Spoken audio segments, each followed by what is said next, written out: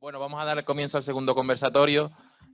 Bueno, en el primer conversatorio, la verdad que lo que nos cuentan, yo creo que mis sensaciones eran un poco raras porque era la primera vez que lo hacía, pero bueno, muy contentos de todo lo que se ha hablado esta mañana, sobre todo en relación, bueno, al tema que era el cuerpo. En este segundo conversatorio es verdad que hacemos una aproximación intermedia entre lo que viene siendo el planeta, la ciudad, ¿no? Lo urbano y lo supraurbano, ¿no? Todo lo que sería todo el planeta, incluso el universo. En este punto estamos hablando de arquitectura que, bueno, que curiosamente en los 3 preconversatorios que hicimos al final salieron los mismos temas, ¿no? Era como algo que no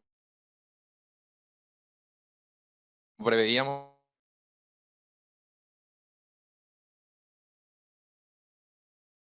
en todas sus facetas, ¿no? En ese sentido, bueno, vamos a utilizar la misma dinámica que utilizamos en el primer conversatorio. Esta vez me gustaría aclarar que en la parte de intervenciones ahora de cada uno de ustedes tendrán 6 minutos para hablar, para así controlar los tiempos, para que no se nos vaya y poder terminar comiendo en una hora decente. Y luego a continuación una parte de debate que estará compuesta por 3 bloques en relación a lo que hablamos de preconversatorio y los temas que salieron como más importantes, ¿no? En ese sentido, me gustaría empezar invitando, bueno, hablando sobre Eva. Eva Gil está online, creo. No sé si nos estará escuchando. Eh, Eva Gil, bueno, la voy a introducir desde... Sí, Hola, Eva. Eh, Te lanzo ya una reflexión. Desde vuestra práctica de estudio en el I, habéis dado solución a varias propuestas de SOLAS a lo largo de estos años y siempre habéis hecho énfasis en la necesidad de pensar la domesticidad de las personas que viven solas más allá de los límites de la vivienda. ¿Cuáles son los elementos que articulan o que se ponen sobre la mesa a la hora de diseñar una vivienda para las solas o un hábitat? ¿Y qué elementos de diseño quedan fuera y qué se incorpora, ¿no? O sea, ¿qué diferencias hay básicamente a la hora de pensar un diseño o pensar un hábitat para este grupo de personas? Gracias. bueno, lo primero que quería daros es los buenos días a todos y las gracias a todas las personas que estáis haciendo posible el congreso, a todos los que estáis allí, a los asistentes y pedir disculpas porque no puedo estar allí físicamente con vosotros, que así haciendo como, ahí como un enlace con el anterior conversatorio tiene que ver también con la primera vivienda así casi que habitamos, con los cuidados de nuestro cuerpo, ¿no? Pues yo por cuestiones de salud tengo que cuidar mi cuerpo y me han dicho que tengo que estar en casa. Así que hoy me da mucha pena no poder estar allí junto con vosotros, pero me hacía muchísima ilusión participar y tengo que agradecer a toda la organización que me han permitido poder estar, aunque sea con este yo virtual o esta virtualidad.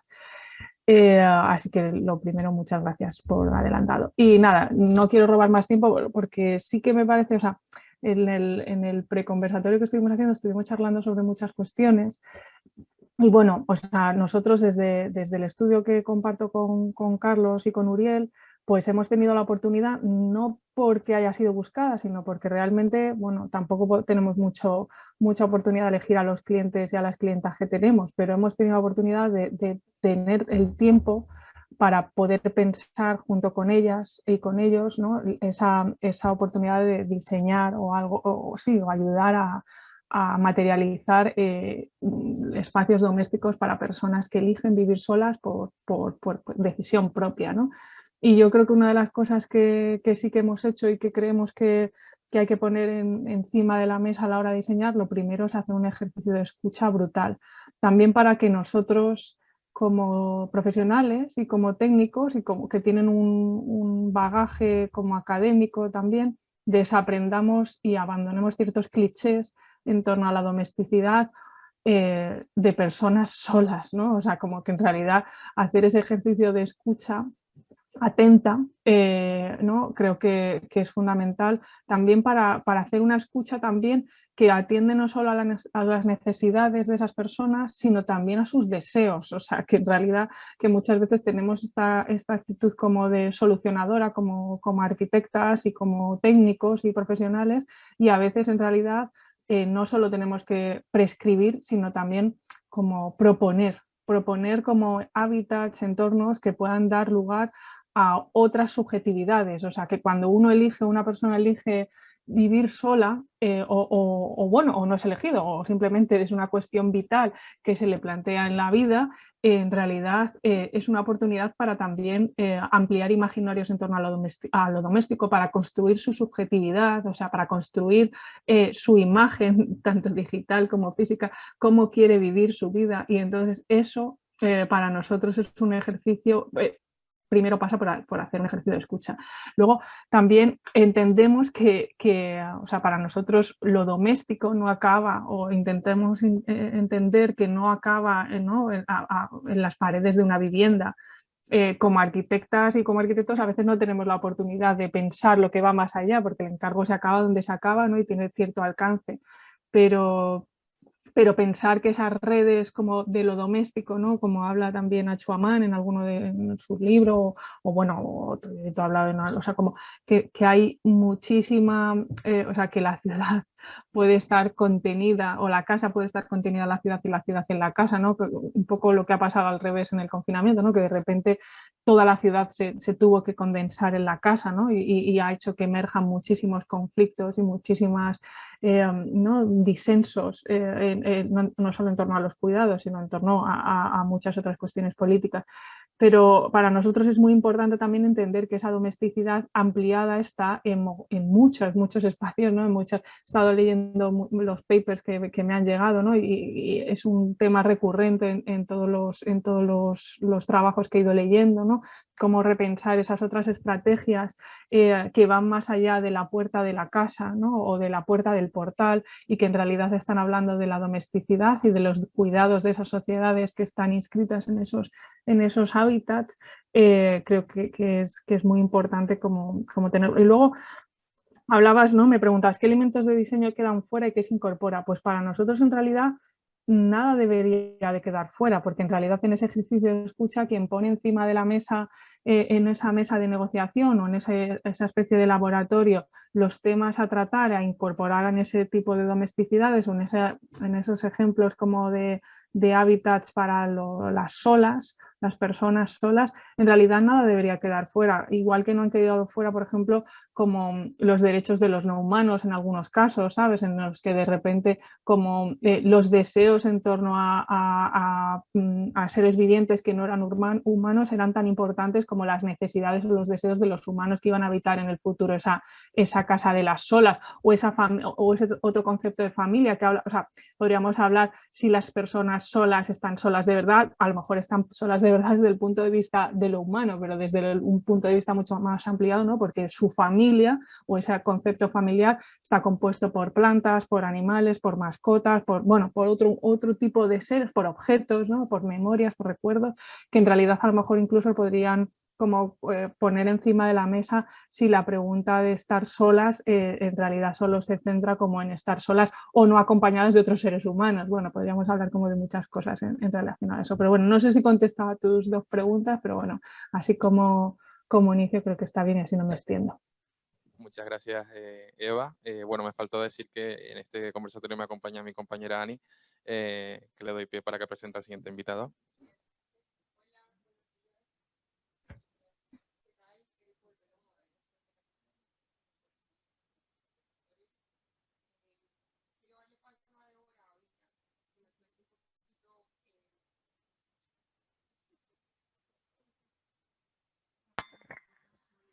Hola, ¿me oyen bien? Vale, que se conecta muchísimo con lo que estaba hablando ahorita Eva, y es esa relación de las solas con la colectividad, ¿no? Es esa idea de que de la puerta hacia afuera hay todo un mundo que conecta a las solas. Y Débora Ávila es creadora de un proyecto que se llama Entre Patios, que tiene más de 10 años, que precisamente no solamente hay personas solas, sino personas, familias y de toda digamos, como condición formal de vivienda. Y queremos preguntarle a Débora cómo influye la vida en colectividad en la construcción de ese tejido de red, y qué necesidades se quedan por cubrir, cómo se compagina y gestiona la vida en comunidad con otras realidades vulnerables como personas con diversidad funcional que viven en el edificio, por ejemplo, y cómo se compagina la vida la crianza comunitaria con el cuidado de las personas mayores. Bueno, pues buenos días a todas.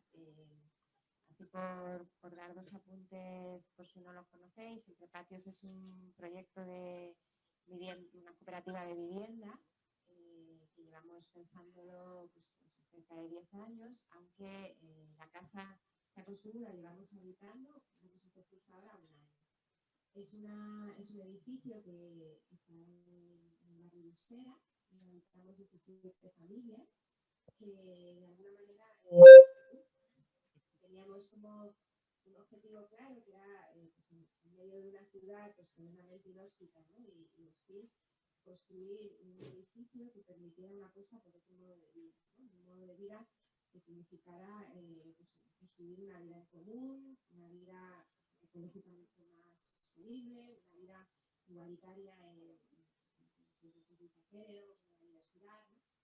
Y bueno, pues en esa vivienda habitamos 17 familias y es cierto que somos homogéneas todas nosotras, en el sentido que la católica que entera pues es una unidad familiar compuesta por una pareja heteronormativa con descendencia, ¿no? Entonces, hay algunas realidades diferentes, pero es verdad que no tenemos como, que no hay como gente sola, en el sentido más que aquí estamos trabajando habitando en el edificio, y sin embargo, leyendo todos los papers, ¿no? y después de mi experiencia, pues se me ocurren algunas cosas que compartir, ¿no? de nuestra experiencia. No se quita, vale, perdón, sí. Vale, sí. sí. Bueno, así de la lectura de los papers que nos habéis pasado, me hizo como una división entre lo que sería la arquitectura, ¿no? de cuidados y lo que son las prácticas más de cuidado, ¿no? Y ahí cuando leía a Isabela, a Mónica, a Imar y a Izaskun, lo que me sentía como muy privilegiada porque digo, ojo, habito una casa que cumple como todas las, ¿no? las recomendaciones, ¿no? que los papers hacen sobre cuál sería el lugar ideal para fomentar la sociedad. Y digo, pues lo tenemos casi todo, ¿no? Entonces me siento muy feliz y la realidad es que este balance, pues sí que es cierto, las casas en Entrepatios, es verdad que las viviendas no son flexibles, en el sentido de que los planos se han hecho, son viviendas bastante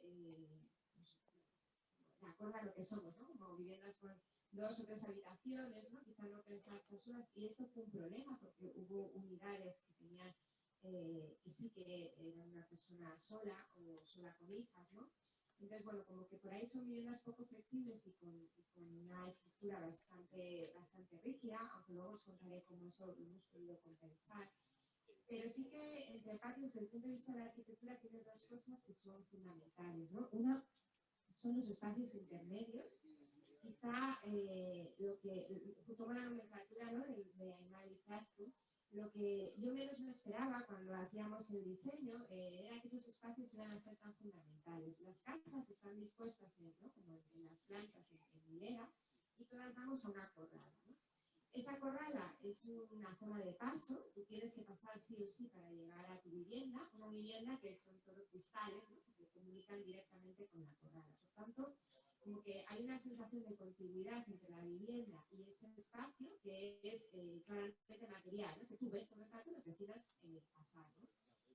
Y eso hace que la casa se prolongue necesariamente, en el sentido de que la corrala tiene un uso muy intenso. Yo tiendo ahí la ropa, yo pongo ahí mis plantas, yo salgo ahí a fumar un cigarro, salgo a cenar, salgo a desayunar, salgo a leer, ¿no? Entonces, ese espacio compartido tan de paso permite que la mayoría de muchas de las tareas de reproducción de la vida se hagan fuera, ¿no? Incluso se valoricen, ¿no? En el sentido que, por ejemplo, pues, cuando yo tengo que me paso la vida poniendo poniendo lavadoras, ¿no? Pues el hecho de que todas mis vecinas vean que estoy todo el rato tendiendo hace, por ejemplo, que me ayuden muchas veces a descender la ropa, ¿no? Y muchas veces llego a casa y me encuentro que alguna vecina me ha descendido la ropa y me la ha dejado ahí doblada, ¿no? Como que tareas que normalmente harías en soledad, ¿no? Al tener la casa, ese espacio que se expande hacia afuera, pues permite que pasen a ser compartidas, visibilizadas y de nuevo valorizadas, ¿no? Y luego la vivienda, aparte de esos espacios intermedios, tiene unos espacios comunes, ¿no? Diseñados a propósito para propiciar el encuentro y el cuidado, ¿no? Son espacios que en el diseño decidimos darlos una prioridad absoluta, ¿no? Entonces hay muchísimos metros cuadrados dedicados a locales comunes, cocinas compartidas, patio, ¿no? Que hacen o sea, que nos encontremos todo el rato, y en ese encontrarnos todo el rato como que nos vamos generando vínculos, ¿no? Entonces es muy difícil sentirse, ¿no? En esta cosa que en el anterior conversatorio decía, ¿no? Entre soledad y aislamiento es imposible sentirse aislada en entre patios, ¿no? Por más que tú hayas optado o pues, te haya impuesto una vida en tu vivienda sola, ¿no? Porque continuamente hay espacios donde el vínculo se va creando todo el rato, ¿no? La arquitectura, sin embargo, tiene algunas limitaciones, por eso que la pregunta, ¿no? Me lanzabais como un poco los pros y los contras, ¿no? Os decía, el hecho, una de las limitaciones, ¿no? Que hablaba antes, que no hay viviendas para gente sola, ¿no? Y eso no solo por el plano, sino también por los costes de acceso a este proyecto, ¿no? Aunque ya digo que luego hablaré cómo lo hemos intentado remediar, pero es un proyecto caro, ¿no? En la medida además en que no hay políticas públicas que lo propicien, entonces el acceso al proyecto pues requiere de tener ciertos capitales que dos salarios sostienen mejor que uno solo, ¿no? Entonces eso me parecía como una limitación importante. Otra limitación importante es que la arquitectura, que a veces pone en el centro, como ha sido en nuestro caso, los lugares de encuentro, ¿no? Y de cuidado, no siempre significa esto que subvierta jerarquías de género, ¿no? Y ahí recordaba un poco la coreografía de los cuidados que mencionaba otro texto, ¿no?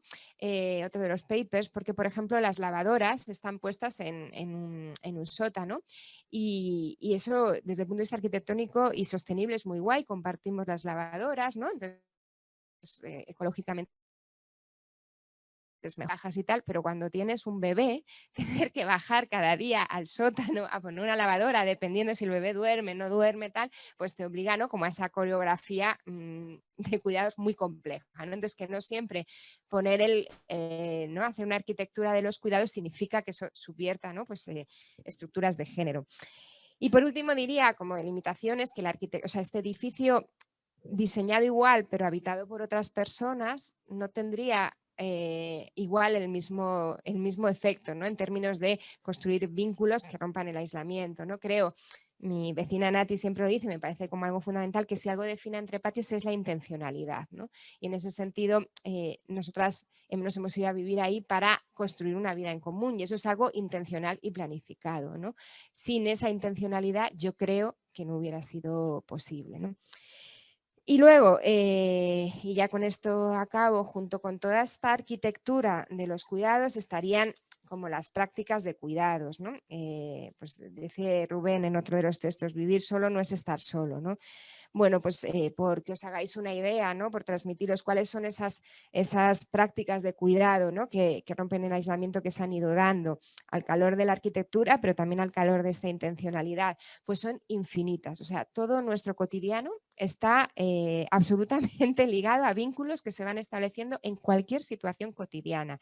Por ejemplo, cuando te quedas a trabajar en casa, porque algunas tenemos teletrabajo o algunos días, el espacio de teletrabajo es compartido, ¿no? Entonces tenemos un lugar en el que irnos a trabajar, con lo cual ya no estás sola en casa. Por ejemplo, cada vez que uno va a la compra, avisa al resto. ¿Alguien quiere algo? Entonces, claro, eso de nuevo facilita un montón, ¿no? La cuestión doméstica. Cuando alguien se pone malo, siempre hay un vecino que va a la farmacia, ¿no? O que incluso ya voy a la farmacia, ¿alguien quiere algo? ¿No? Tenemos un grupo de consumo en el que participamos todas, ¿no? Pero que a veces dividimos ese todas por personas, no por unidad familiar, ¿no? Por tanto, si tú vives sola, no trabajas el doble, ¿no? Como que ahí hay una división clara que permite estar entre todas, ¿no? Y y si alguien no puede subir la cesta, pues enseguida te la suben, ¿no?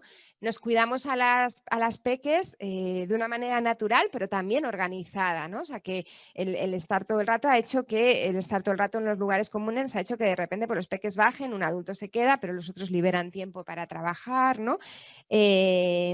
Nos cocinamos entre nosotras y si alguien sabe que, yo qué sé, yo ahora me he roto el dedo de un pie y estoy un poco cojita, pues mi vecina enseguida me ha traído un montón de tuppers para que no esté, ¿no? Como que hay continuamente prácticas de cuidado. Tenemos 3 perras y pues uno la saca, el otro no la saca. Convivimos con vecinos con diversidad funcional que también han hecho, o sea, como que estos espacios compartidos les han permitido tener un rol, ¿no? en la comunidad que antes no tenían, ¿no? Pues por ejemplo, pues nuestro vecino, un vecino que bueno, pues que asume todos los martes, va al grupo de consumo y todos los domingos se encarga de cuestiones de jardinería, ¿no? Y eso como que le da un lugar en el edificio, aparte de que saca a pasear a mi hijo, y eso es una maravilla para mí porque me puedo duchar, ¿no? Entonces como que y se va estableciendo también una reciprocidad. Cuando sus padres se van, pues él viene a cenar a casa, entonces como que hay todo el rato prácticas de cuidado, ¿no? Límites importantes, y con esto cierro, diría la disponibilidad, o sea, la disponibilidad a estas prácticas de cuidados está limitada, yo creo, porque hay determinados cuidados que la comunidad no puede sostener, ¿no? Cuidados como más sólidos, me refiero, ¿no? a cuando los hijos se enferman, a cuando, o sea, como, ¿no? a cuando necesitas de una disponibilidad total, ¿no? Ahí la comunidad no puede sostener eso, ¿no? Y acaba siendo el Estado, el mercado o la familia más tradicional, ¿no? Como que ahí sí que hay un límite, que nuestras vidas están a tope y no permiten esa disponibilidad absoluta que quizá por un modelo cultural de dado sí te da, por ejemplo, la familia o te da el mercado si la compras, ¿no? Un segundo límite es que este tipo de proyecto de vida, que parte de la autogestión comunitaria, requiere una inversión de tiempo enorme, ¿no? Y eso genera inclusiones y exclusiones, ¿no? En el sentido de que, por ejemplo, una persona sola, ¿no? Pues tiene que invertir quizá más tiempo que una unidad familiar, aunque intentamos que esto se divida por personas, ¿no? O, por ejemplo, en mi caso, con una crianza de 2 peques, ¿no? En juego, pues la cantidad de tiempo que se necesita para mí me genera como una sobrecarga, ¿no? A la que no siempre puedo llegar, ¿no? Y por último, el alto, que lo mencionaba antes, el coste económico que implica esta alternativa, pues hace que tú sigas teniendo, o en mi caso, ¿no? Como que tengas obligación de trabajar mucho, ¿no? Para poder tener el salario que requiere pagar eso, ¿no? Y eso impide que liberes tiempo precisamente para ponerlo a disposición de crear una vida en común. Entonces se genera una pescadilla que se muerde la cola, ¿no? Que no es apostar por un modelo en común, cuesta dinero, tengo que trabajar mucho, tengo pocas horas y menos disponibilidad que querría, ¿no? Y ahí lo dejo. Gracias, Débora. Hola. ¿Sí? ¿Me oye? Genial, porque hablando de vivienda colectiva, igual has hecho como una panorámica de las problemáticas de las solas que están relacionadas con ciertos accesos, por ejemplo, económicos o de tiempo, esa relación entre economía y tiempo. Ahorita vamos a darle paso a Iago Carro, quien en relación al tema de la vivienda colectiva también publicaron hace poco una investigación sobre la situación y las condiciones urbanas de las residencias de mayores en A Coruña a raíz del coronavirus, abordando su desplazamiento en territorios monofuncionales y periféricos de la ciudad. Y queremos preguntarle a Iago qué factores son los que mueven a que estos modos de vida acaben siendo desplazados y qué derechos urbanos de acceso a servicios se llevan al límite en estos casos. Bueno, hola. Bueno, sí, por contextualizar así un poco, pues sí, esto es una investigación que empezamos el 1 de abril de 2020, o sea, simplemente a partir del contexto que todos estábamos viendo, que de repente las residencias de mayores aparecen en las noticias día sí día también, y que de repente un montón de gente que estábamos absolutamente al margen de esa realidad, pues eso, nos enfrentábamos día a día a ver las noticias y al empezar a ver tantos casos, pues podías empezar a detectar patrones, a ver cómo están funcionando esos espacios arquitectónicamente, urbanísticamente, etcétera, y por eso nos decidimos a empezar esta investigación, ¿no? contestando así a las preguntas sobre qué factores esos son los que influyen en una de las conclusiones iniciales que teníamos de esta investigación, que era este proceso de desplazamiento, de cómo aparecían estas residencias en unos determinados territorios, normalmente periféricos, pues básicamente está la cuestión. O sea, hoy en día aparecen en estas primeras coronas periféricas, aunque históricamente también hemos estudiado pues, cómo antiguos asilos, residencias de mayores que estaban en centros urbanos, pues con el tiempo esos centros acababan siendo ocupados por residencias de lujo, o sea, por viviendas de lujo, y estas residencias desplazándose a las periferias, o sea, que era un proceso no solo actual, sino que había venido deviniendo a lo largo de la historia. Básicamente las cuestiones que hay ahí son las que están siempre detrás del urbanismo. ¿No? Por una parte, el factor del precio del suelo, las residencias aparecen ahí porque el sistema de residencias y de cuidados a las personas mayores es una cuestión absolutamente privatizada y con el tiempo que se ha ido privatizando más. O sea, si primero eran de orden religiosas, después aparece un primer inicio de lo público, hoy por hoy básicamente son prácticamente todas privadas y así lo hemos visto en las noticias todo este tiempo. Entonces, que una residencia de mayores esté inscrita en las mismas lógicas de acceso al suelo que cualquier otro servicio, pues evidentemente es un delirio y es lo que está pasando, sin más, ¿no? Y por otra parte la disponibilidad del suelo, ¿no? Aparte del precio, la disponibilidad del suelo, porque hemos decidido que las residencias de mayores tienen que ser sitios masivos, grandísimos, donde poder meter a 100, a 200, a 300 personas juntas para ahorrar costes, y entonces las grandes parcelas evidentemente están cada vez más en suelos periféricos, ¿no? Entonces, estas dos condiciones, ¿qué derechos ponen en jaque, digamos, estos procesos que vamos viendo? Pues básicamente el primero es desvincular a las personas de los lugares y espacios conocidos, quiero decir, romper las redes sociales que constituyen una parte fundamental de las vidas de las personas, y más cuanto más mayores eres y tienes una dependencia mayor de que el entorno que te rodea es un entorno conocido y que consideres seguro. Por otra parte, ir a lugares donde las condiciones de urbanización son muy deficientes y por lo tanto personas con problemas de movilidad tienen sus problemas se multiplican muchísimo porque básicamente dependen de la movilidad peatonal.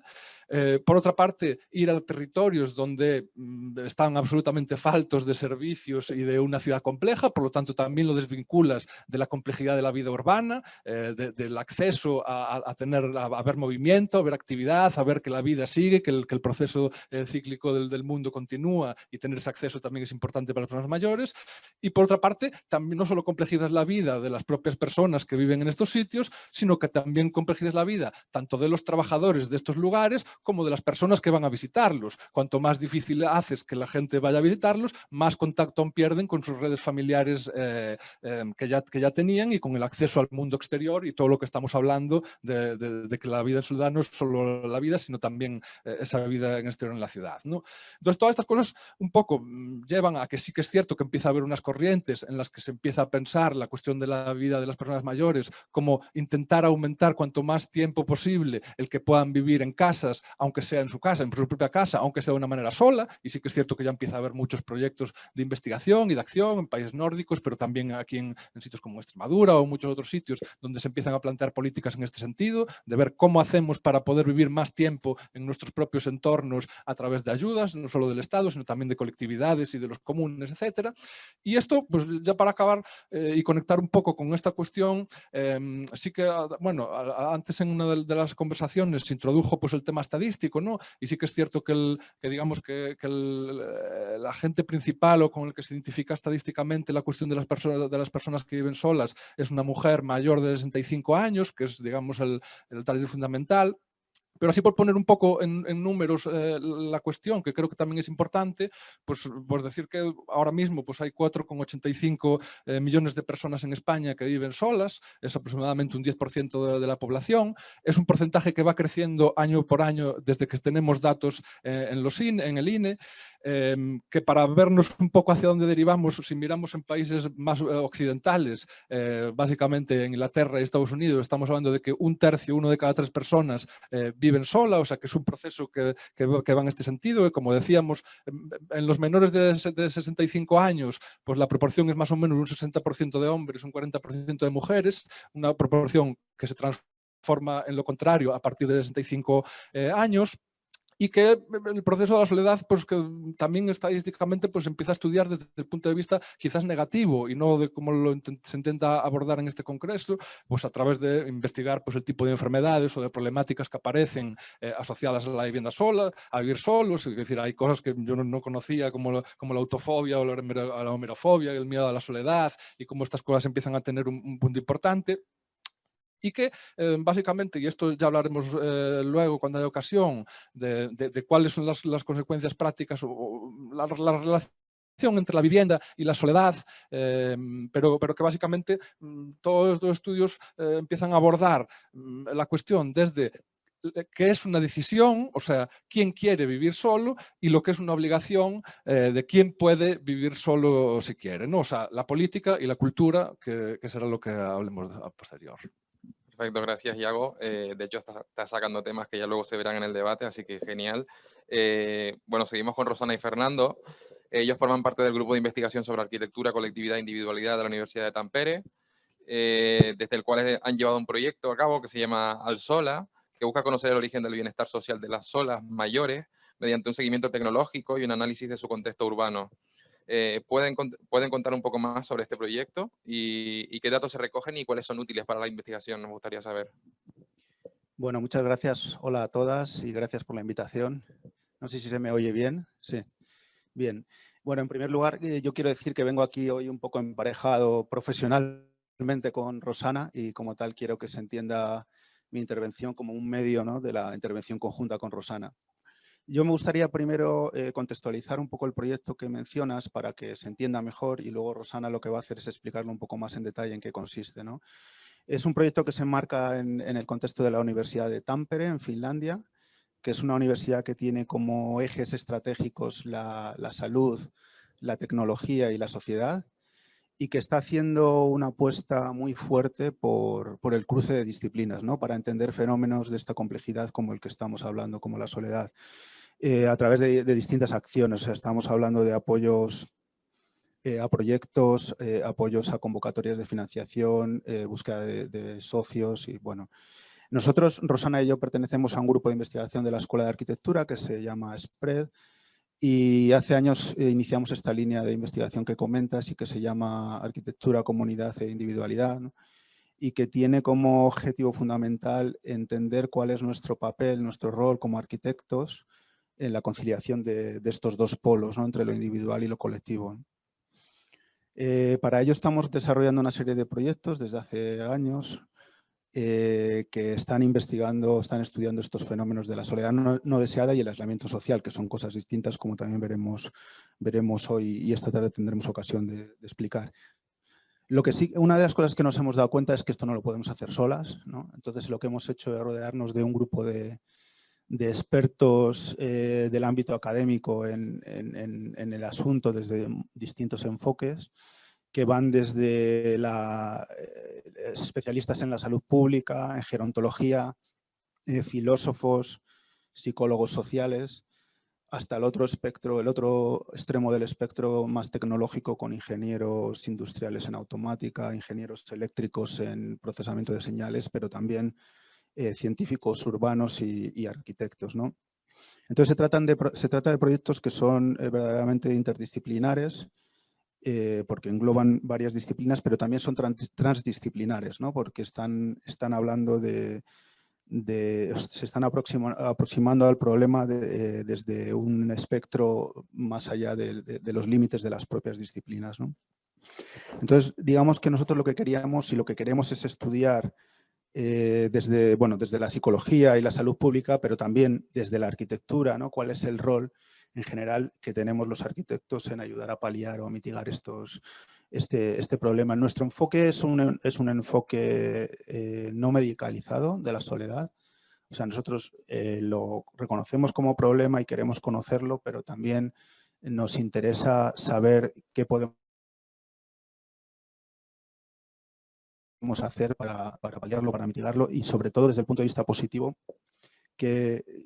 conocer un poco qué es lo que pasa desde el lado positivo con la gente que no lo sufre, porque es la mayoría, y qué hacen para no sufrirlo, ¿no? Y a partir de ahí poder sacar conclusiones y poder utilizarlas en los que sí que lo sufren.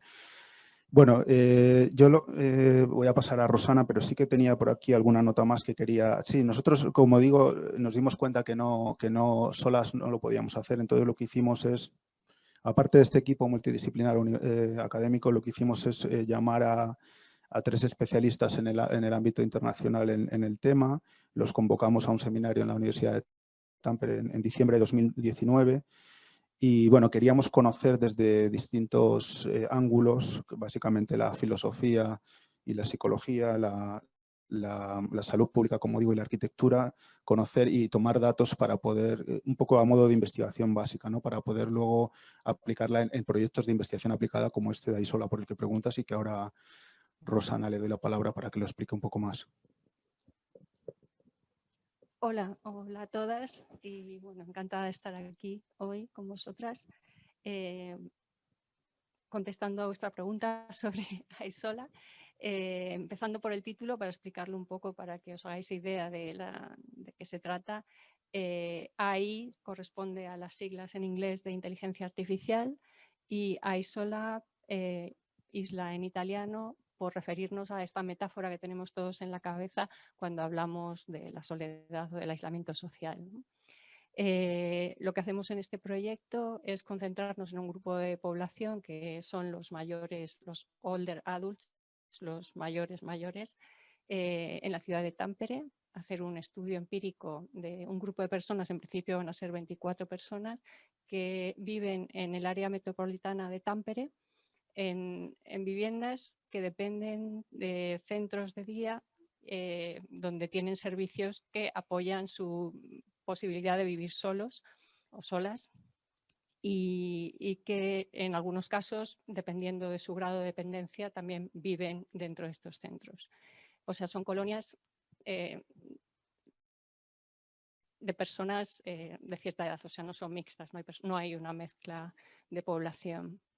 El modelo de gestión de estos sitios, vamos a estudiar 4 lugares esparcidos en torno a la ciudad, es fondos públicos del Ayuntamiento de Tampere con una gestión privada, o sea, las instalaciones y el personal son privados. O sea,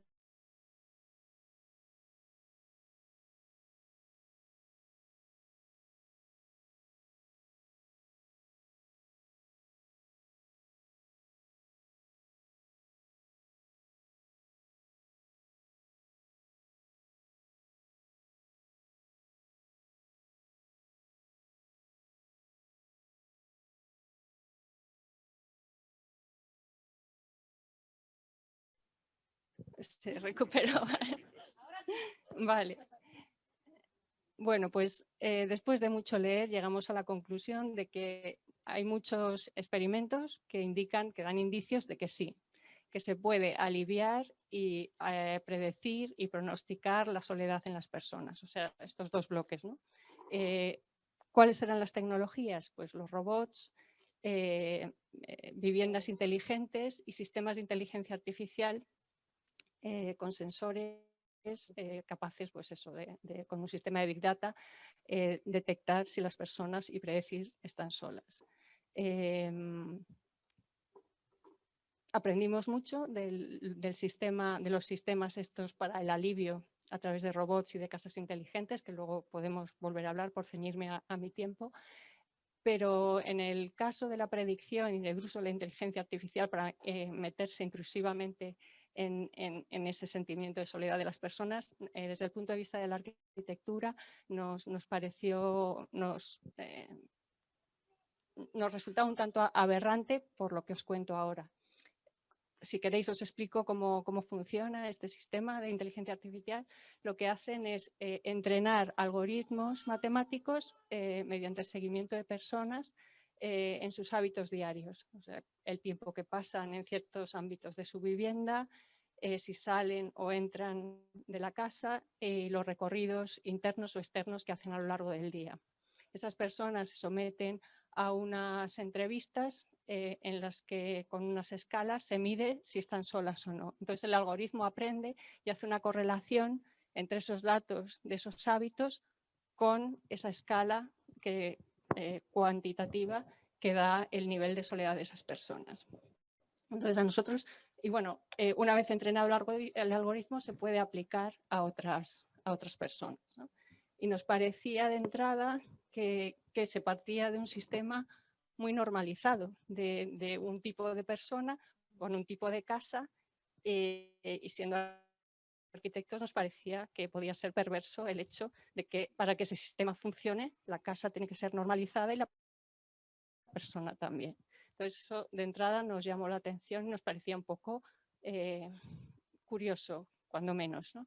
Y otras cuestiones, pues también al no haber alguien que controla la dimensión escalar del habitar, se estaban perdiendo el exterior y las condiciones de la urbanidad. O sea, se centraban en la casa y podían estar dando datos que estaban sesgados, porque, por ejemplo, un dato que es la correlación negativa de que las personas salgan fuera de casa con frecuencia, eso es personas que no son solas, pero debido a las condiciones externas, ¿no?, de la ciudad que no estaban teniendo en cuenta. Entonces, la investigación podía estar sesgada. Bueno, este tipo de cuestiones detectamos desde la arquitectura. Entonces pensamos, pues vamos a diseñar un experimento en el que entremos nosotros con ingenieros y con sociólogos para darle esta dimensión más compleja del contexto, tanto social como físico, y luego cruzar los datos y ver qué pasa y cómo completar esto que nos ha aparecido en todos estos estudios, que estaba un poco falto de... Eso es básicamente. Luego podemos volver a entrar en detalles. Muchas gracias, Rosana y Fernando. Ahorita vamos a darle paso a Francisco y Caterina, que hacen parte de la firma CUNE de arquitectura, un estudio de arquitectura. Francisco, Caterina y otros dos de sus compañeros presentaron una investigación muy interesante, donde estudian el modelo nórdico de bienestar, que supone un ejemplo de buena práctica política en el apoyo a situaciones de familias monoparentales y mujeres que viven solas, que no dejan de considerarse situaciones de vulnerabilidad, de cara a que tengan las mismas condiciones de otros modelos familiares, y haciendo hincapié en la necesidad de propiciar el encuentro con otras personas como seres sociales. Les preguntamos a Francisco y Caterina cuáles son las escenas que habéis distinguido que configuran el derecho a la soledad de la política finlandesa y son exportables a un contexto como el español, con toda la carga cultural y social que de este se deriva. Bueno, hola, yo soy Fran, ella es Caterina, y los otros dos compañeros son Fernando y Rosana. Lo digo. Entonces, creo que primero para entender la condición de extrapolabilidad de los sistemas, hay que entender un poco la metodología con la que abordamos estas situaciones, que es decir, que la metodología que no es más que es que me escucho en doble, entonces, o sea, que no es más que la condición de sintetizar gráficamente encuentros que realmente suceden en entornos culturales concretos. Esa sintetización es gráfica y puramente bajo un lenguaje código arquitectónico, que principalmente muestra cosas que normalmente se obvian o se pasan por encima, pero que lo que permite es ponerlo en comparación con otras situaciones que tienen como reflejo en otras culturas. Por ejemplo, un dibujo arquitectónico puede llegar a contar cosas como dimensiones, posiciones, direcciones de cuerpos, escalas, objetos, envoltorios, capas de información, tiempos y protagonistas. Sí, lo digo más bien por la condición gráfica, no solo como ilustración, sino también como un campo de reflexión de acontecimientos culturales o de encuentros sociales que normalmente no tienen un reflejo gráfico arquitectónico, es decir, normalmente la arquitectura dibuja entes muertos o construcciones, pero en cambio tiene la posibilidad de construir situaciones efímeras que pueden llegar a trascender y extrapolarse más que aquellos objetos inertes. Eso realmente bueno, nosotros lo hacemos bueno, a través de una revista que realmente también es nuestro digamos, campo de coincidencias entre los autores. Entonces, lo que realmente nosotros hacemos es reconocer 4 situaciones en el artículo que creemos que son extrapolables y la superponemos, o sea, las abstraemos del contexto para poderlo aterrizar en otro lugar. Por ejemplo, la primera de ellas es cómo se reúnen en el contexto finlandés familias que cuidan de sus hijos en entornos, digamos, lúdicos para los niños. Es decir, los padres se acercan, están cercas entre ellos, pero no se ven, solamente se hablan porque están en continua vigila de los niños que están a una cierta distancia. Ese sería por un ejemplo de los 4 que hemos estudiado. Cómo se organizan los cuerpos, a qué distancia suelen estar, cuál es la distancia máxima a la que suele estar la descendencia, los niños, y cuáles suelen ser esos lugares. Digamos, es la propuesta gráfica. Ahora bien, si ese dibujo descontextualizado llega a otro lugar, es cuando empieza la reflexión en cuanto a cómo chirría ese dibujo encapsulado en otro contexto. ¿Tendría sentido? Bajo la lluvia, bajo la nieve, no sé cuánto. Más bien ese es un juego de superposiciones de situaciones con contextos que a lo mejor de los que no provienen, pero que permite jugar en cuanto a sus adaptaciones. Es un poco la respuesta de uno de los juegos, ¿no?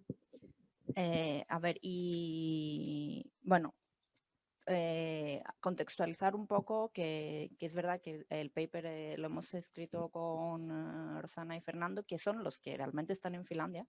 Nosotros no estamos allí. Entonces, en ese encuentro de la revista que ha dicho Fran, y que al final es verdad que creemos que esa metodología de dibujar, pero que no es, o sea, no es una fotografía, nunca hemos visto nosotros esas escenas, ni siquiera una fotografía, ha sido como una descripción que se nos ha hecho y de alguna manera el dibujo que veis, que podéis ver en el artículo, en el paper que hemos presentado, es realmente una proyección que hemos hecho de algo que entonces yo creo que sí que en este sentido es extrapolable porque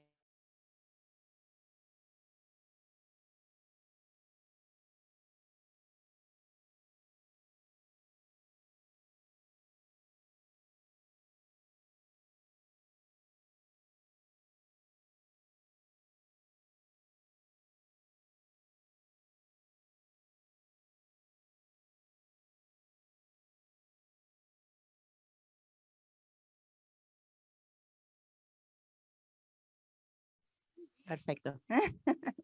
Entonces, bueno, pues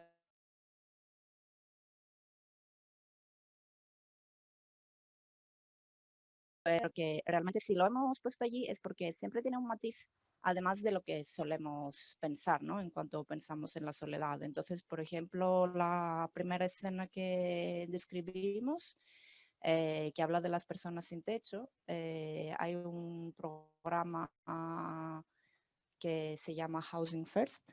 Bueno, pues que si queréis más detalles ya después en las preguntas. Y claro, habla de las personas sin techo, que siempre es un problema, que aquí se habla, y estos, decimos, lugares que se les ofrece para quedar, Muchas veces aquí sabemos que no quieren estar allí por las condiciones en las que se ofrece. Mucha gente no puede estar porque tiene mascotas y no pueden estar con su mascota.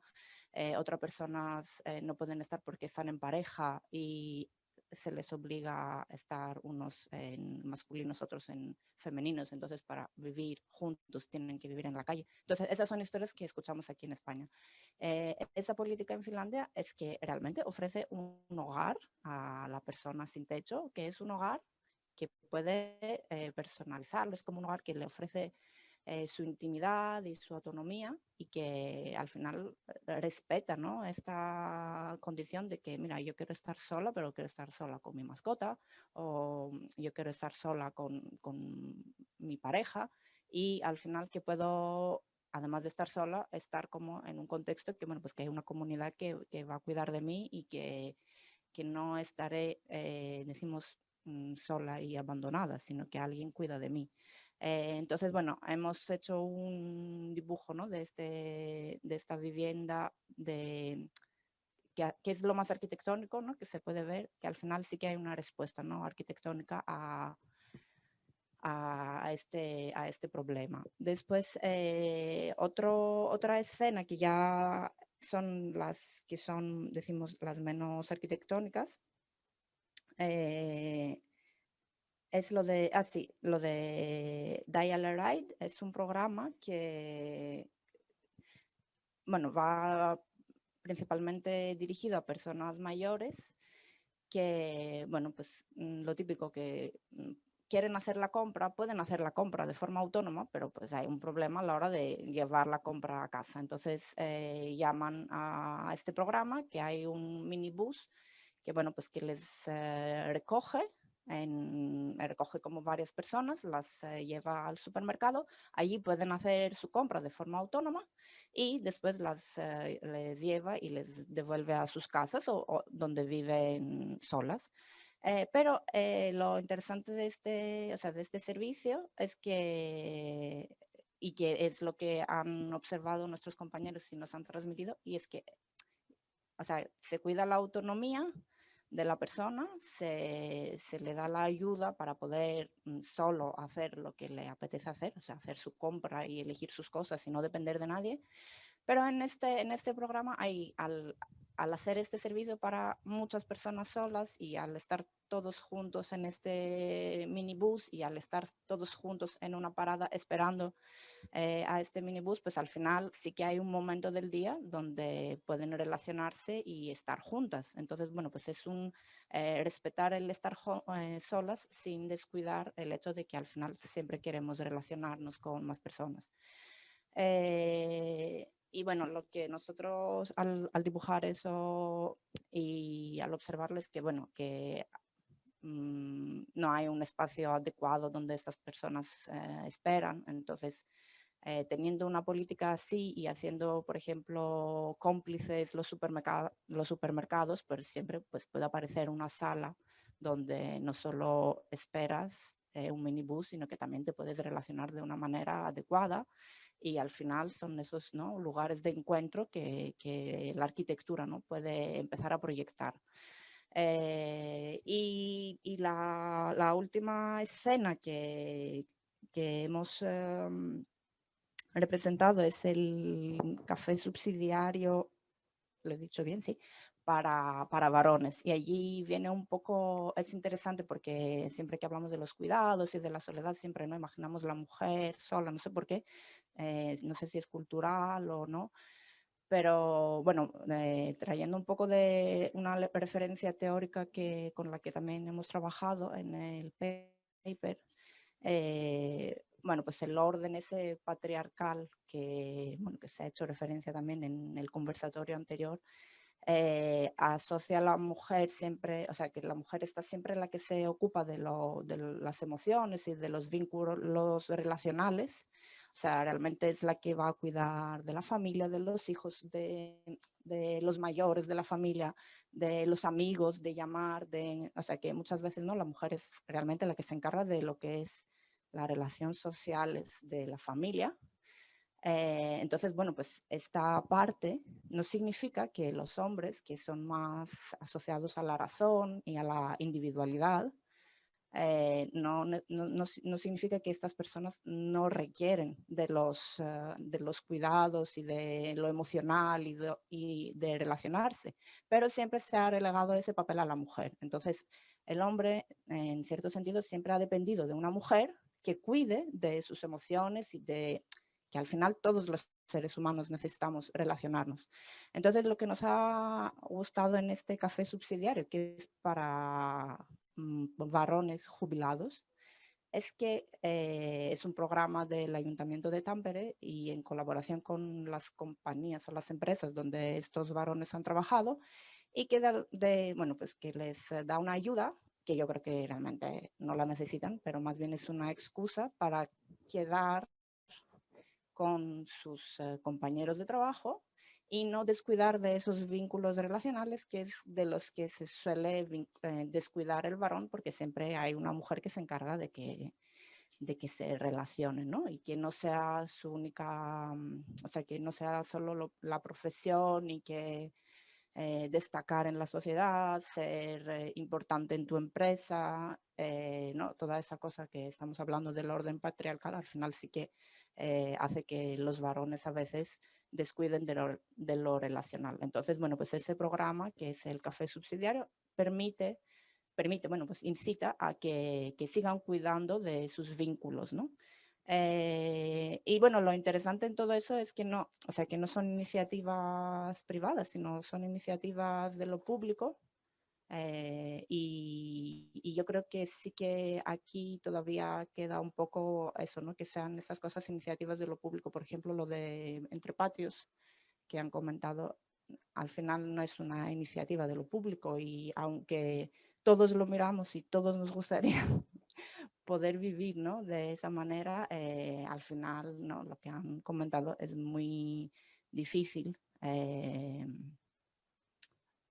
tener acceso a un modo de vida así, porque es que no hay ayudas, o sea, es imposible en Madrid encontrar un suelo que puedas hacer un proyecto así, y si lo público lo promovería, pues estaría bien, pero bueno, pues o sea, son cosas sencillas las que hemos destacado, pero bueno, creemos que sí que son exportables, pero claro, no sé, hay que tener una política un poco así como más que cuide de estas cosas, que son pequeños detalles. Ya está. Bueno, está claro que la política finlandesa todavía estamos un poco años luz de siquiera empezar a pensar en los hombres, sino es como algo que no sé. Bueno, en el caso de lo que estamos diciendo, justo ya centrándonos, hablamos de la extrapolabilidad de este tipo de situaciones. Si nos centramos un poco en Madrid, que bueno, tenemos aquí a Flavio Martela, y el contexto español en general, él desarrolla su investigación aquí en la UPM en torno a los modos de vida de las solas en la ciudad. Te queríamos preguntar qué papel juega la comunicación en el desarrollo de su vida social, cómo influye la cultura en la configuración de su vivienda, o sea, la cultura española en concreto, en la configuración de su vivienda, qué alternativas habitacionales se plantean como posibles estados intermedios entre un modo de vida deseado y un modo de vida que es el que se pueden permitir. Bueno, hola, vaya pregunta. O sea, me soltaste 3 preguntas así, o sea, para 6 minutos son fáciles. Y nada, o sea, os doy las gracias para estar todos aquí. Creo que es un éxito también para Solas y Cuidados que haya toda esta gente. Hace un poco de frío aquí a la sombra, tengo que decir. Estoy un poco cagando de frío, me gustaría el solecito. Y nada, o sea, también va a ser duro, creo, venir después de todos vosotros, porque creo que ha sido todo súper interesante y nada, o sea, me dejáis una tarea bastante difícil y que junto a las preguntas de Jorge, bueno, nada, también para corregirte, estoy desarrollando el doctorado, no el TFM. Sí, dijiste TFM, pero bueno. El doctorado. El doctorando Flavio. Bueno, solo como corrección, digamos. Y bueno, hablando de esto, de la comunicación, más en general, yo creo que hemos visto un poco todos nosotros que hemos organizado este evento, cuánto ha sido difícil también lograr que haya un evento que hable de estos temas. Y creo que ha sido súper interesante todo el proceso de comunicación y ver también que hemos recibido a través de los papers y de las ideas y todas las intervenciones, reflexiones de solas y de cuidados, porque son 2 temas que al final están súper relacionados. Y bueno, claramente hay muchas opiniones. Solo en esta mesa redonda bueno, salieron temas como bueno, la domesticidad expandida y aumentada, que también salió antes, la legislación, los espacios compartidos, espacios intermedios, el dibujo arquitectónico, o sea, bueno, millones de temas y más que creo que son súper pertinentes y sobre todo salió algo que creo que es fundamental también a nivel de comunicación, que es la transdisciplinariedad. O sea, bueno, voy a decir palabras que no sé tampoco si existen, porque bueno, como soy italiano, o sea, unas palabras a lo mejor me las invento, ¿eh? Y también tengo un poco la cabeza frita con todos estos días intensos de organización, así que bueno, me pasaréis cosas. Y nada, o sea, que esto de ser transdisciplinar creo que es un poco el tema de las olas, porque no puede, o sea, las olas al final existen y viven en la ciudad, y yo creo, a través de esta domesticidad expandida y aumentada, que pero de base es transdisciplinar, porque tiene que ver con muchas más cosas que solo la arquitectura o solo la sociología, o sea, que son todas cosas que se tienen que combinar para que pueda existir. Creo que ya, bueno, en la mesa anterior y Eva también introdujo este tema de la domesticidad expandida, o sea, una domesticidad que se expande a la ciudad, no solo a la escala del edificio, como se dijo en esta mesa, pero también se puede expandir a la ciudad, o sea, en una escala más grande, que ahora se está reflejando en muchos proyectos urbanos que tienen que ver con la ciudad de los 15 minutos, o sea, esto que ahora se está muy de moda hablarlo. Prácticamente es esto, y la domesticidad aumentada, que es este tema que siempre se habló, que prácticamente a través de la capa digital estamos todos conectados, entonces una persona que está sola, sola físicamente, a lo mejor no está sola emocionalmente, o bueno, virtualmente a lo mejor está conectada.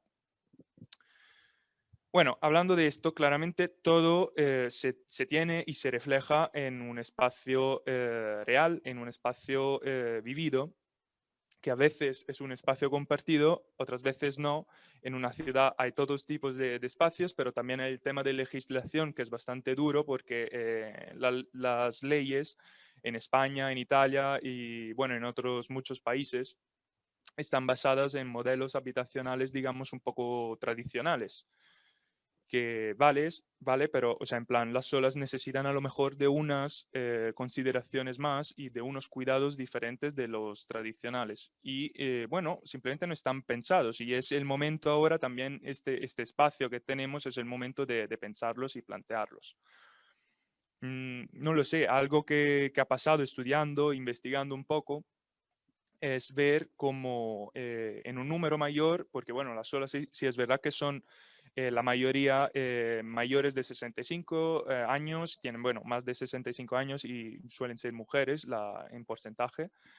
Pero también es verdad que hay muchos jóvenes que viven solos, muchos padres divorciados, con hijos, bueno, que tienen esta condición y que necesitan entonces espacios diferentes en diferentes etapas de vida. Una cosa que pero pasa, y también no solo a las solas, en general, pero es también cómo cambia la forma de vivir, por ejemplo, los espacios domésticos tradicionales, estos que las leyes sí que permiten. Por ejemplo, como el dormitorio. Creo que todos nosotros, o sea, si yo pienso, por ejemplo, en mis padres, que bueno, son un poquito más mayores, digamos. Bueno, el dormitorio es un espacio sacro, o sea, en una casa grande, en el dormitorio no se entra, a menos que, bueno, no es tu dormitorio, no se hace nada más que previamente dormir y reproducirse.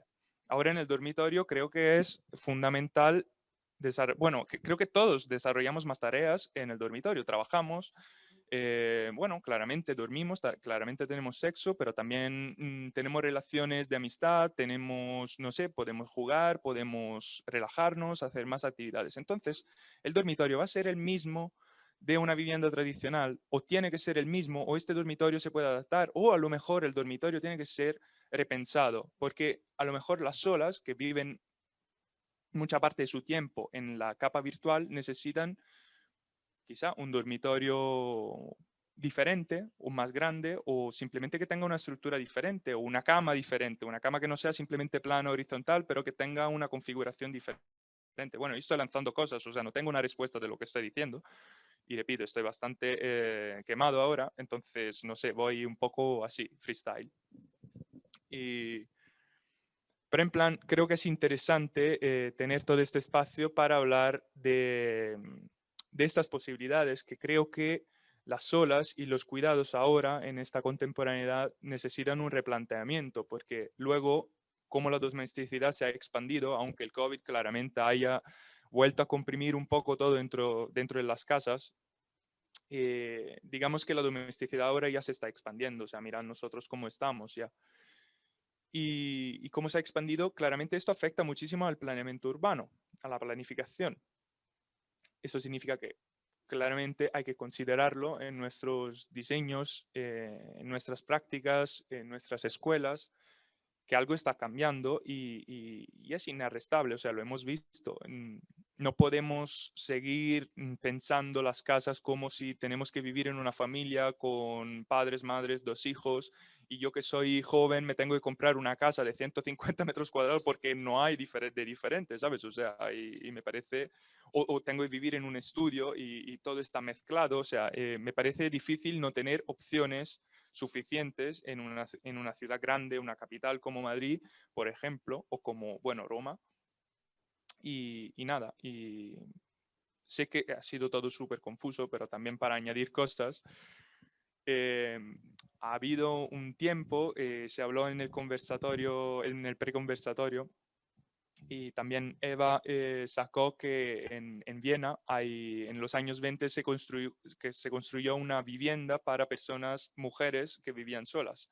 Y en Roma, en los años 50, se construyó una vivienda para padres solteros y singles, o sea, gente no emparejada. Y es muy divertido esto, porque a lo mejor en diferentes etapas de la historia sí que se empezaba a tomar en consideración, pero claramente los números no eran tan altos. Y creo que esto hizo fracasar un poco estos proyectos, por lo menos este de Roma, bueno, fracasó, o sea, nunca funcionó como proyecto para las olas, se reconvirtió un poco en un proyecto general. Y ahora que se necesita, porque los números son súper altos ahora de las personas que viven solas y siguen subiendo a tope, y en muchos países ya están al 30% de la población, y es impresionante, ¿no? Y entonces creo que también en países más mediterráneos, digamos, que son un poquito más tradicionales de naturaleza, bueno, llegará. Entonces, ¿cómo podemos mirar también estos ejemplos? ¿Por qué no pensamos en soluciones ahora que es el momento para pensarlas? Antes que sea demasiado tarde y nos encontramos con un parque inmobiliario como absolutamente obsoleto o no adecuado, o que, bueno, presidente víctima de las especulaciones, que es un poco lo que está pasando ahora con todos los estudios, y no sé, o sea, probablemente he lanzado más dudas que otra cosa, pero voy ya a cerrar. No, Flavio, de hecho es como un freestyle muy bueno porque has abarcado absolutamente todo lo que hemos hablado en este conversatorio. Y me parece genial además porque mencionaste las ficciones, que es una cosa que también hemos estado hablando incluso en clase y mientras organizábamos todo este conversatorio, que es una cosa que el dibujo, cuando nos presentaban su paper, yo pensaba, claro, a través del dibujo es una forma también de pensar otras formas de vida que no están contempladas y que son las tradicionales. Y Flavia ahorita hablaba de la cama y imaginaba una cama, claro, pensar una cama diferente que no sea la típica cama donde te acuestas, sino que te permita hacer otras cosas como sentarte con el computador y que no tengas que comprar un objeto para poner tu computador, sino que la misma cama se adapte a eso y el espacio, ¿no? Entonces, no, Flavio, muchísimas gracias y gracias por esto, además porque tú eres pionero de este tema y estamos aquí un poco por haber introducido este tema y gracias.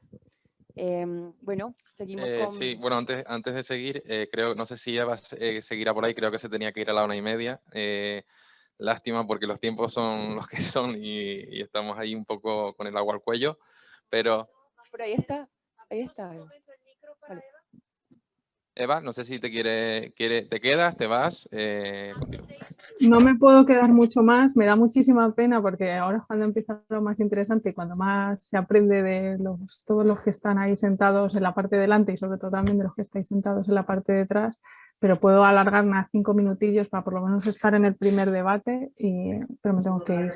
Venga, sí, yo creo que bueno, vamos a hacer también nosotros freestyle y vamos a mezclar la parte de debate con la parte de open mic, así que si hay preguntas también del público se pueden ir lanzando. Bueno, hemos pensado tres temáticas en relación a todo lo que se ha hablado hoy y lo que se venía hablando estos días. El primero la hemos titulado Individualidad, privilegios y derechos de las olas. Y en este sentido voy a introducir un pequeño texto con una serie de preguntas. Teniendo en cuenta que en las provisiones del gobierno de España se estima que en 2050 una de cada 3 personas superará los 65 años de edad, ¿cómo tendríamos que repensar la arquitectura y la ciudad en base a los derechos a una buena vida y a una buena muerte? Porque no es solo vivir bien, también es tener derecho a morir en condiciones, ¿no? Y en las condiciones que elija cada una. Y otra pregunta que quería lanzar es en torno a qué dispositivos y dinámicas podemos convenir que se articulan la vida de las olas y se pueden articular las vidas de las olas para hacer que este derecho a una buena vida y este derecho a una buena muerte puedan ser fructíferas, ¿no? Y puedan llevarse a cabo. Bueno, hay más preguntas, pero lanzo esas dos a ver si alguien ya se lanza a hablar. Sé que es un tema ahí, yo creo que tiene algo que decir de este tema, porque también se habló, ¿no? En su momento bueno, siempre sacas el tema a colación de la edad, ¿no? Que es una cuestión de números también y que, bueno, hay que tener en cuenta de cara sobre todo esto que digo, ¿no? De la buena vida y la buena muerte.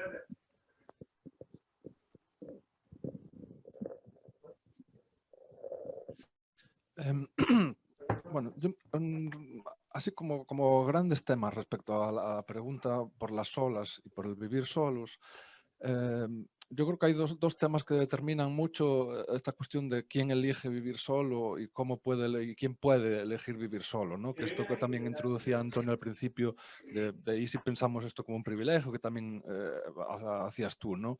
Yo creo que hay dos grandes temas. Por una parte está el tema del acceso y el precio de la vivienda, que es un tema absolutamente transversal y que afecta completamente a esto, y por otra parte la cuestión de la inadecuación de la vivienda, que es otro de los temas que también está saliendo mucho, ¿no? Claro, el problema del precio es un tema transversal que tampoco vamos a introducir aquí muy fuertemente porque se nos sale completamente, ¿no? Pero sí que es cierto que por lo menos mencionar la cuestión de que un dato tan tonto como que el porcentaje de disminución de precio de una vivienda entre una vivienda para una persona o para 2 personas es ridículo. Es en torno, los estudios dicen que es en torno al 15%. Quiero decir, eso determina absolutamente que alguien pueda decidir vivir solo o no, porque las diferencias entre tener 1 o 2 sueldos pues determinan completamente esta opción, ¿no?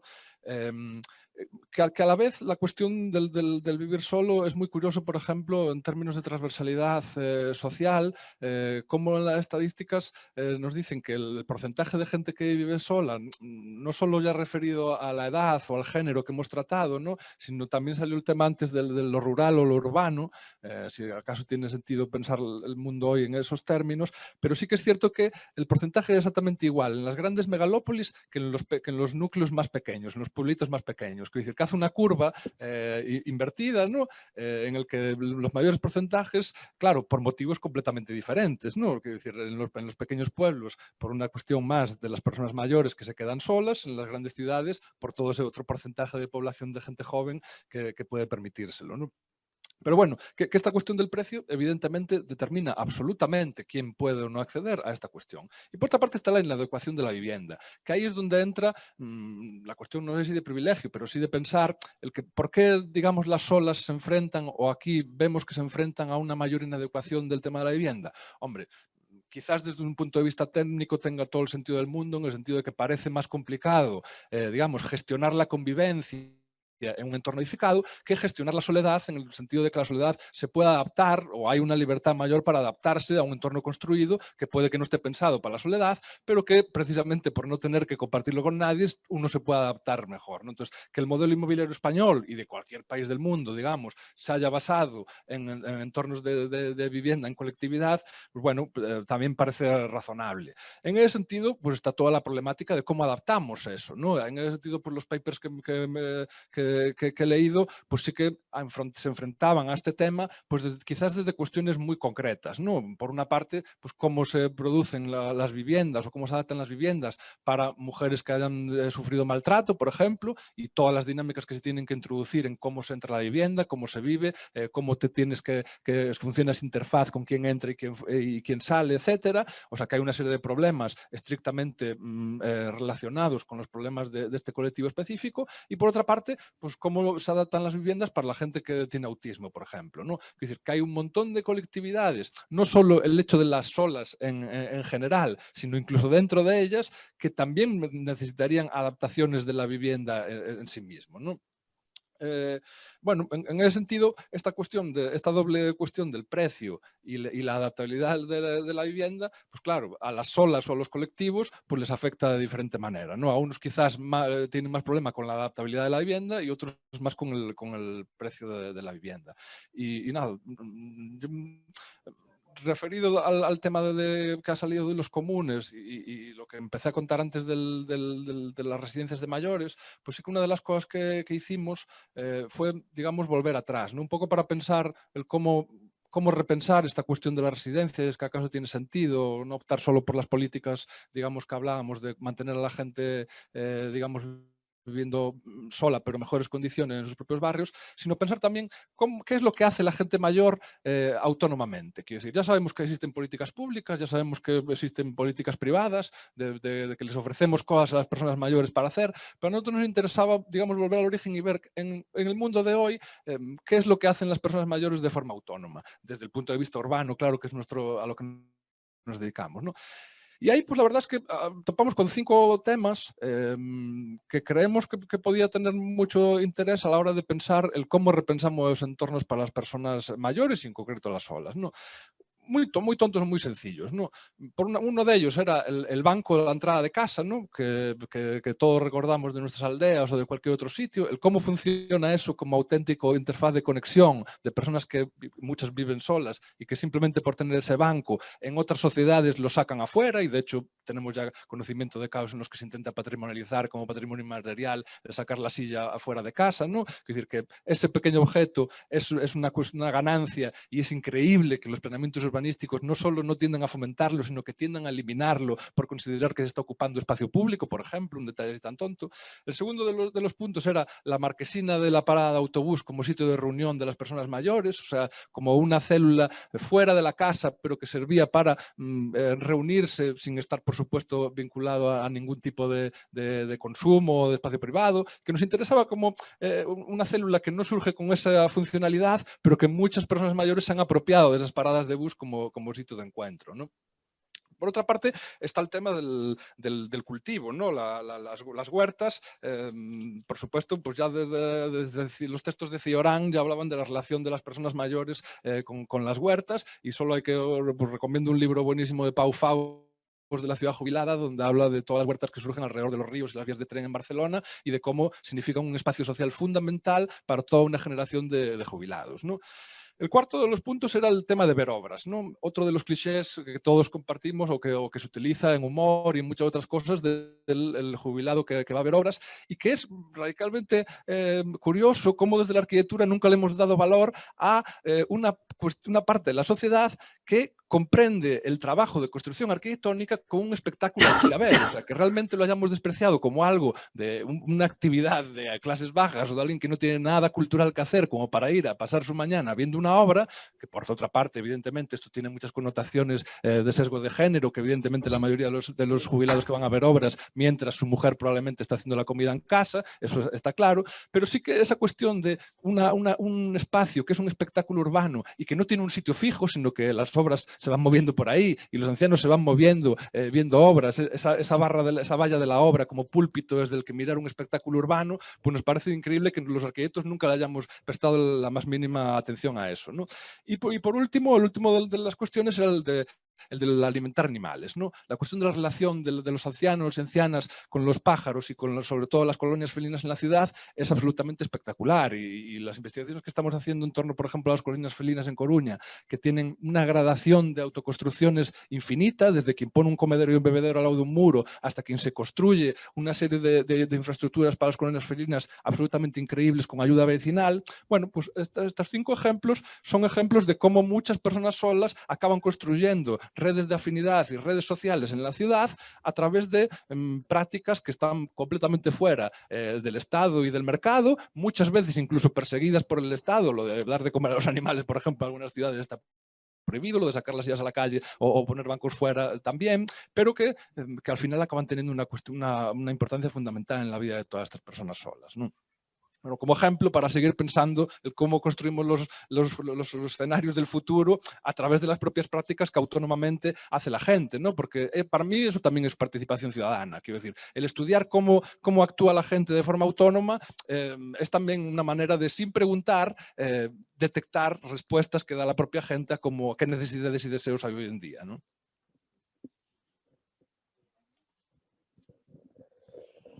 Bueno, yo quería, como al hilo de lo que ha salido como en las últimas intervenciones y Yago enfatizaba, ¿no? y había dejado un poco a medias en la presentación con respecto a las dificultades de acceso a la vivienda, ¿no? Decía al principio, ¿no? que el modelo de entrepatios es claramente un privilegio, en tanto que no hay cesión en la ciudad de Madrid, sí en Barcelona, pero no hay una política pública de cesión del suelo, lo cual significa que el suelo tienes que comprar tú y eso con las reglas del mercado es lo que es. Y que las viviendas fueron diseñadas pues, ¿no? de una manera más normativa y quizá con demasiados metros cuadrados para determinadas modas de vida. Pero sí que hay como 3 herramientas de las que hemos tirado que quería como compartir con vosotras, ¿no? La primera es que la negociación de la financiación del edificio no se hizo por unidades familiares, sino en común todo el mundo, lo cual significaba que se hipoteca el edificio, no cada vivienda, de forma que las distintas rentas compensan unas con otras, ¿no? Entonces, una dificultad tradicional de una persona que vive sola, que es que te den una hipoteca a ti sola, ¿no? Que nos pasaba también con vecinas que son mayores, ¿no? Y que tenían dificultad, como el crédito se negocia y es solidario también, es decir, que cuando tú negocias el crédito, de alguna manera confirmas que te haces cargo de todo el crédito, ¿no? Entonces eso, bueno, como que nos parecía un punto corrector que pudimos meter en el proceso, ¿no? Y también otra cosa que no estaba pensada a priori, pero que fue surgiendo en el propio desarrollo de Entrepatios, es que los gastos que después se generan en la vivienda tampoco se asumen por unidad familiar ni por metros cuadrados, ¿no? Entonces, en ese sentido, estamos todavía, esto es un quebradero de cabeza, pero como que, ¿no? Desde el gasto de internet hasta el agua, la luz, todo eso, estamos viendo mecanismos de asumirlo por persona, no por unidad, y con mecanismos correctores de redistribución, ¿no? Pues según el nivel de gasto o según el nivel de ingresos, ¿no? Como que no todo el mundo vamos a aportar lo mismo y no hay una división como salomónica, ¿no? Y que incluso gente que gasta mucho, pero porque tiene a lo mejor un menor dependiente, pues puede pagar menos porque otras personas, ¿no? Como que hay un mecanismo de redistribución. Y para el caso de grandes gastos sobrevenidos que no se contemplan, tenemos como, yo qué sé, pues una derrama, alguna cosa así que sucede, tenemos como un mecanismo solidario anónimo, ¿no? Entonces, cada uno ingresa de manera anónima a una cuenta en función de lo que son sus capacidades en ese momento concreto, ¿no? Y bueno, hasta ahora hasta nos ha sobrado dinero, ¿no? Como que nos ha funcionado estos pequeños mecanismos de redistribución que intentan corregir como la parte, ¿no? difícil, ¿no? Del acceso económico, ¿no? Aunque evidentemente sigue jugando, ¿no? Las leyes del mercado que se ponen por encima, ¿no? Y la ausencia de políticas públicas, que eso, pues claro, como que es el marco en el que nos movemos. No, muy interesante lo que comentas, ahí lo de lo que dices y un poco retomando el tema de Yago, de la adaptabilidad no para las personas solas, sino de los mayores. Yo creo que, bueno, en vuestro caso pudisteis rehacer o hacer de nuevo, ¿no?, el proyecto, pero nos encontramos con un parque de viviendas, ¿no?, que está obsoleto para lo que nos viene, ¿no?, esta población envejecida, y creo que la manera de abordar esa adaptación a este cambio es muy escasa en cuanto al proyecto, porque se habla de adaptación del baño o de la accesibilidad a la vivienda, pero no se trata del cambio vital que supone esto, ¿no? Cómo ese parque de viviendas se va a adaptar a este cambio de forma global, y eso implica, como decís, a modelos de tenencia, a modelos de la propiedad del suelo, ¿no? Eso se tiene que flexibilizar para poder dar cabida a esas necesidades de la población envejecida en relación a los que vienen también, ¿no? Cómo se expanden esas casas para a lo mejor acoger a una persona joven que se haga cargo en parte de los cuidados o que tenga acceso a la vivienda, o convertir espacios privados en espacios semipúblicos donde tenga lugar encuentros, etcétera, ¿no? Pero es una cosa más global que no tiene que ver con la accesibilidad o con el diseño universal, que es como enfocamos en general esta cuestión, ¿no? Sí, bueno, yo quería un poco volver a un tema que han comentado primero Yago, la importancia de las políticas públicas, ¿no? Y también Débora lo ha mencionado, y también enlazar un poco con el artículo que hemos presentado con Francisco y Caterina.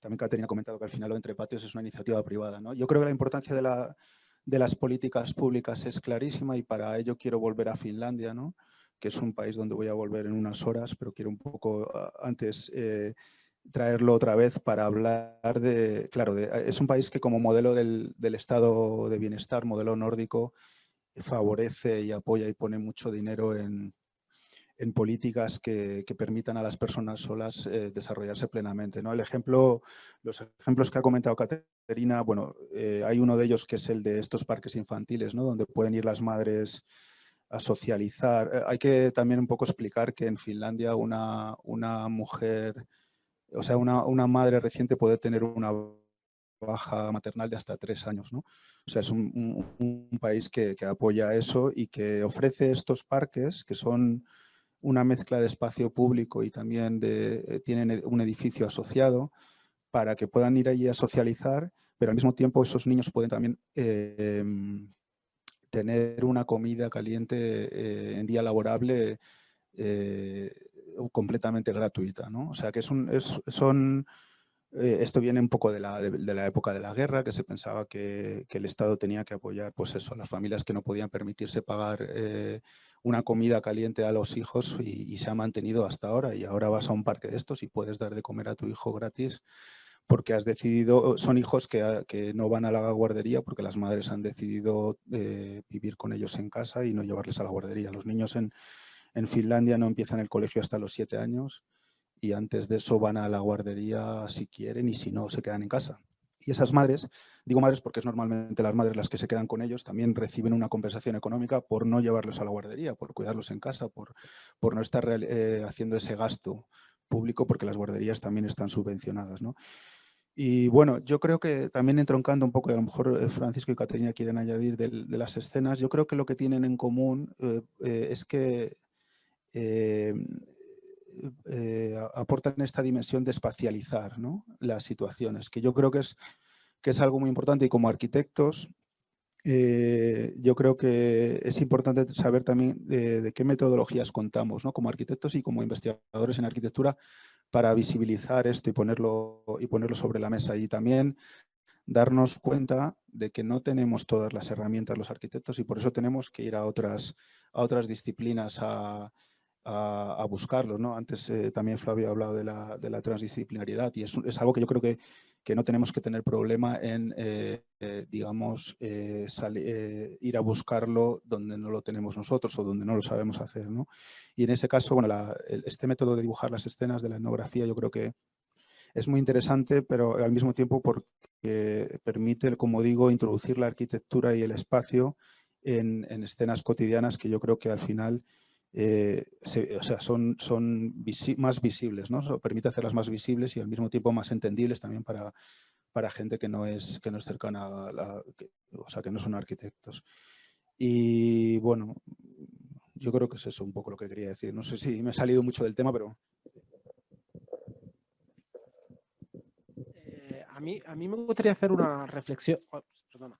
A mí me gustaría hacer una reflexión en cuanto a, o sea, más allá de las situaciones, o sea, la capacidad que tenemos para sintetizar, concretar situaciones cotidianas que tienen un potencial extrapolable y que realmente pueden llegar a ser referentes para llegar a construir nuevas situaciones, que en realidad es lo que él también proponía, o sea, que no es tanto repensar estancias, sino reposicionar acciones que ya se llevan a cabo. Pero aunque haga un poco abogado del diablo, yo me pregunto en cuanto a esta cosa de la paradoja de la individualidad. Es decir, quizás, no lo sé, ¿cómo se gestiona la paradoja de la individualidad contra la huella ecológica de la colectividad? Es decir, así como una cosa como bastante bruta, ¿no? Vivimos solos, cada uno tiene una puerta. Vivimos colectivamente, hay una puerta en común, ¿no? O sea, vemos que las redes de los afectos pueden llegar a suplir las necesidades o suplir o compensar o digamos la condición de que, bueno, somos capaces de vivir de forma individual en apoyo de otros. Ahora bien, en cuanto a gasto material, digamos como de huella de gasto en sí, yo tengo dudas en esa situación. Es decir, el proyecto de... vosotros habéis tenido que construir una vivienda nueva. Es decir, huella ecológica disparada. Es decir, más allá de que reduzcáis el consumo colectivo, hay un montón de viviendas vacías que se podrían llegar a reutilizar bajo esa nueva filosofía.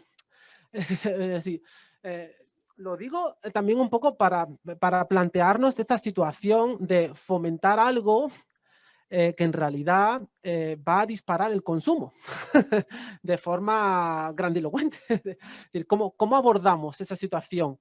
Yo por ahora no lo sé. Es decir, tampoco también hay otra situación, bueno, lo digo más bien como, ¿qué pensáis vosotros al respecto o vosotros? O sea, bueno, es para también comentar más cosas, pero, o sea, enlazándome a este último, es posible que lo que dices es verdad, pero creo que no tienes números a la mano, ¿no? Como creo que no tenemos ninguno de nosotros, o sea, hay que plantear opciones y creo que también esta mesa es para ver la viabilidad de todo esto, o sea, hay personas que quieren vivir sola o que se encuentran en la condición de vivir solas y nada, o sea, simplemente tienen que tener el derecho en la sociedad contemporánea a vivir sola. Luego están nosotros como profesionales, en este caso en la arquitectura, pero también profesionales de otras disciplinas, encontrar la manera de hacerlo viable, de hacerlo sostenible, de, bueno, de encontrar opciones. El diseño es esto. Simplemente para ser un poco más sí, como dinámico. El derecho de la individualidad, que no lo pongo en cuestión, puede ir en contra del derecho del gasto comunitario. Es decir, tu derecho individual sobre el derecho colectivo de no consumir más recursos es la pregunta a la que realmente se plantea toda esta cosa. Es decir, estamos promoviendo un derecho que lo es y que es necesario, pero que va en contra de otro, que es el planeta limitado. Es decir, ¿cómo gestionamos esta situación? Lo has dicho tú mismo, ¿no? Tenemos un parque inmobiliario, muchas veces está que no se usa o está vacío o bueno, o está utilizado de manera mala, porque a lo mejor sí una persona vive sola porque se ha quedado sola, como en el caso de las personas mayores y viven en pisos de 150 metros cuadrados, que a lo mejor ni necesitan todo este espacio y la única reforma que se va a hacer es cambiar un poquitín el baño para hacerlo accesible, pero a lo mejor ni necesitan la cocina porque compran todo por la ciudad, por los servicios que hay ahora, bueno, entonces es repensar todas estas situaciones y trabajando en el parque que ya existe, yo creo que podemos encontrar una forma sostenible de mejorar todo. Creo. O sea, no te lo sé decir con certidumbre total 100%, pero creo que es algo que podemos estudiar tranquilamente y ver si es viable. No te sé decir esto. Luego, pasando al tema, también Finlandia es una cosa curiosa esta, pero o sea, la Finlandia en general tiene poco más habitantes que Roma misma. Entonces, a nivel de gestión es mucho más fácil que un país, digamos, como Italia o como España, aunque, bueno, Italia tiene densidad que España. Entonces, esto también es curioso, ¿no? Como estas situaciones se pueden gestionar correctas, bueno, con un sistema también más rígido, a lo mejor, de leyes y tasas, de impuestos. Y entonces, bueno, también esto es algo que tenemos que reflexionar, ¿no? Porque, o sea, una entera nación es, a nivel de números, es como una ciudad prácticamente grande y nada. Claro que en situaciones y en naciones que tienen como 40 millones, 50 millones, 60, 70, 100 millones, el tema va a ser mucho más difícil porque el número también es más difícil, todo es más disperso, o sea, es un poco más, creo, complejo, pero también, o sea, hay que tener en cuenta que ese es el punto, digamos que ya ha pasado por esta etapa con un número más pequeño, entonces como un poco un ejercicio que ya se hizo y se puede tomar como ejemplo. Luego, claro, hay matices diferentes. Y también hay, como decía Andrea antes, el tema de la vida en situaciones rurales, que también es muy presente y está volviendo también bueno, en muchos de nuestros países, yo creo.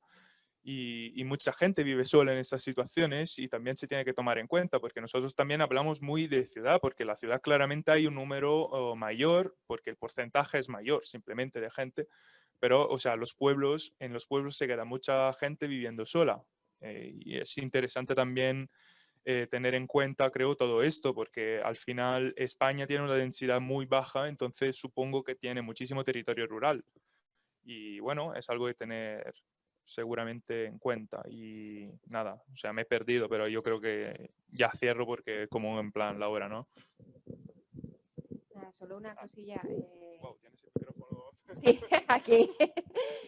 Bueno, que, o sea, con respecto a la huella ecológica, que me parece como un tema importante, yo siempre, aunque no tengo edad, había escuchado que la peor huella ecológica que podríamos dejar es tener un hijo, ¿no? Que por lo visto es lo que más gasta. Pero bueno, fuera de eso, con lo de construir, no construir y tal, ¿no? Que aprovechar un mercado inmobiliario, o sea, que todo eso, compartiendo con eso, también me parece que no es lo mismo cómo se construya, ¿no? Es decir, que reutilizar un parque inmobiliario viejo con casas que consumen un montón de energía, ¿no? Que construir una vivienda en madera, sostenible, ¿no? Donde como que tú produces tu propia energía, volcamos fuera, ¿no? Como que no tengo los números globales, pero que sí que me parece que no es que en estas cosas nunca hay un absoluto, ¿no? Entonces, que la huella ecológica es uno de los pilares fundamentales, por ejemplo, de Entre Patios, ¿no? Entonces, que cómo compaginar, ¿no? El deseo de generar nuevas apuestas de vida que necesitan, ¿no? Ir acompañadas por unas arquitecturas, ¿no? Con la huella ecológica y el cuidado de un común urbano, me parece una cuestión clave, ¿no? Que además me parece muy guay que la hayas traído. Simplemente creo que en estas cuestiones no hay una respuesta absoluta, ¿no? Y que por eso mismo no es lo mismo cómo se construya, ¿no? Que cómo se habite, que qué apuesta hay, ¿no? Que en qué medida esa apuesta, por ejemplo, se abre al barrio, ¿no? Y se abre a la ciudad y comparte también, o es una apuesta únicamente individual de construirnos una casita súper chula, ¿no? O sea, como que creo que ahí, o sea, la pregunta es clave, pero que tiene muchas respuestas, ¿no? Y que yo creo que polarizar en un lugar o en otro quizá no es como muy productivo, ¿no? Que la pregunta en sí es muy disparadora. Bueno, es fundamental. Además, yo creo que ha sido un tema que justo también surgió a la hora de desarrollar estos debates, que hay que tener en cuenta pues que el planeta es limitado y que al fin y al cabo tenemos que tenerlo también en cuenta a la hora de pensar en el tema de las olas y la soledad. Hay que cuidar del planeta también. Bueno, me encantaría seguir con esta conversación porque creo que podría dar mucho juego, pero desgraciadamente los tiempos son los que son y nada, teníamos otros dos temas preparados que espero que se puedan dar ahora en la pausa de 5 o 10 minutos que podemos tener. Pero es curioso porque ya han salido, o sea, porque al final eran temas que preveíamos que como sacarlos, ¿no? Como todo el tema este de la política de la vivienda, como de alguna manera las políticas públicas pueden facilitar la asistencialidad a las personas mayores para que tengan una vida en soledad, como tú dijiste, como más prolongada, pero a la vez dificultan el acceso a la vivienda, ¿no? Que son temas como muy contradictorios. Y por otro lado también el tema de de la colectividad, ¿no? Y los comunes urbanos, evidentemente, justo lo que decías, como que se trató en el tema, en el conversatorio anterior, también toda esta dependencia ecosistémica que se genera también, pues la señora, que, bueno, es una señora porque que da de comer a los animales en la calle, ¿no? Y como de ella depende toda una red, ¿no? Entonces, creemos que son temas muy interesantes que ojalá se puedan seguir dando. No sé si quieres tomar la palabra. Un detalle simplemente.